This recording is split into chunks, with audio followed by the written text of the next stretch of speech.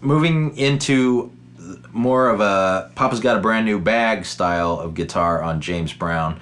It's a little more rhythmically intense, and the thing that's common with this and the Motown sound is you're still a rhythmic instrument more than anything else, and the key to James Brown funk is everything has its place in the arrangement.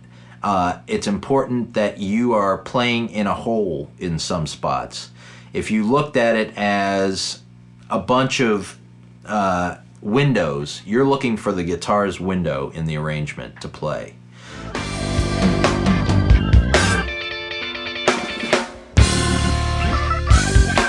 The riff from Papa's Got a Brand New Bag, we incorporated into Revive Us Again, and it kind of sounds like this. An important part of the James Brown sound is also the voicing of the chords that are used on guitar. A lot of times it's dominant, as in it's a major scale with a flat 7 is what it's based on. And a common voicing for that, as in the example I just played, is the G9 voicing. I choose to throw away the root generally, knowing that a bass player is going to play it. I then emphasize the third note, the flat 7, which makes it the dominant chord that it is, the 9, which is kind of what makes it the James Brown voicing, and then the 5 up here.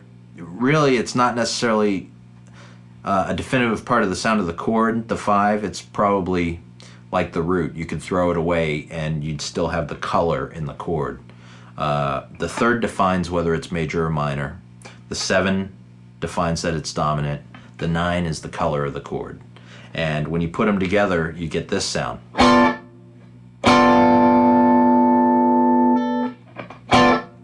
So what I do is, a lot of times in this style, and on James Brown styles, with the 5 being up top and being kind of superfluous, I'll also throw the 6 up here, which is on the 12th fret in this case, and alternate the 6 and the 5.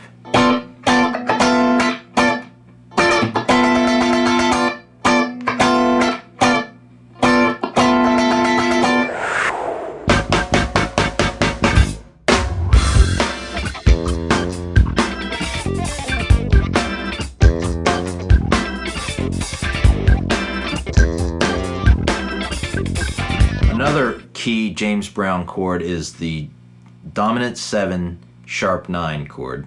A lot of people, guitar players, know this is the Jimi Hendrix chord as well, the Purple Haze chord.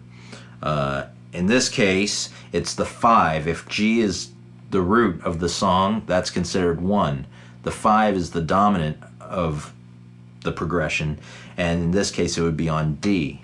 When I voice this chord, I generally have the 1 here on D, the 3 here on F sharp, the flat 7 here on C, and the sharp 9, which is the color of the chord, is right here on the F in this case, and it sounds like this. A